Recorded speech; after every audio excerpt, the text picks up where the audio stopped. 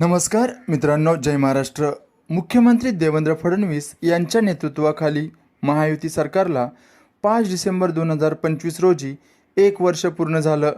मात्र या एका वर्षातच महायुतीतील अंतर्गत संघर्ष मोठ्या प्रमाणात वाढल्याचं चित्र देखील पाहायला मिळत आहे। अनेक ठिकाणी नगर परिषदेच्या निवडणुकात महायुतीतील पक्ष आमनेसामने आले होते। त्यामुळे महायुतीला काही नेत्यांनी सरकारमधील मंत्र्यांवर टीका केल्याचं दिसून आलं। त्यामुळे महायुतीत वादाचा भडका उडाल्याची चर्चा राजकीय वर्तुळात सुरू आहे। महायुतीमध्ये देवेंद्र फडणवीस यांच्या भाजप पक्ष तर एकनाथ शिंदे यांची शिवसेना व अजित पवार गटात महायुतीमध्ये देवेंद्र फडणवीस यांचा भाजप पक्ष तर एकनाथ शिंदे यांची शिवसेना व अजित पवारांचा राष्ट्रवादी गट असे तीनही पक्ष असले तर तिन्ही पक्षांचा मालक आणि कंट्रोल म्हणजे देवेंद्र फडणवीस असल्याने भाजप अ टीम असून पवारांची राष्ट्रवादी आणि शिंदेंची शिवसेना ब टीम आहेत।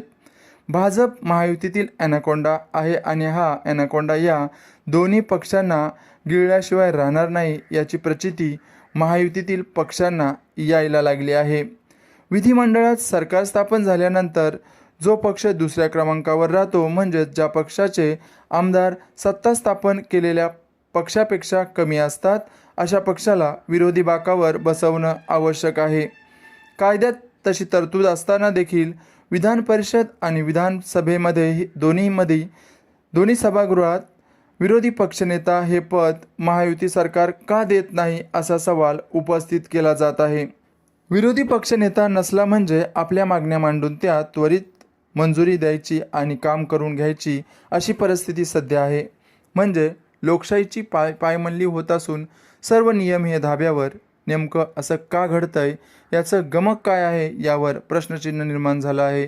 यातच आता पक्षप्रमुख उद्धव बाळासाहेब ठाकरे यांनी सरकारकडे मोठी मागणी केली आहे। त्यांच्या मागणीमुळे एकनाथ शिंदे आणि अजित पवारांचं टेन्शन वाढण्याची शक्यता वर्तवली जात आहे। महायुती सरकार सत्तेत येऊन 1 वर्ष पूर्ण झालं आहे तरी देखील विधिमंडळाच्या दोन्ही सभागृहात विरोधी पक्षनेतेपद देण्यात आलं नाही। या मुद्द्यावरून पक्षप्रमुख उद्धव ठाकरे आक्रमक झाल्याचं पाहायला मिळत आहे। विरोधी पक्षनेतेपद द्या अन्यथा उपमुख्यमंत्रीपद रद्द करा। हे सरकार विरोधी पक्षनेत्याला एवढं का घाबरतंय? सरकारने तात्काळ विरोधी पक्षनेतेपद जाहीर केलं पाहिजे। जर तुम्ही आम्हाला कायदे दाखवत असाल तर मग तुम्ही देखील उपमुख्यमंत्रीपद रद्द केलं पाहिजे, कारण संविधानामध्ये उपमुख्यमंत्रीपदाबाबत कुठेही तरतूद नाही असे उद्धव ठाकरेंनी म्हटलं आहे।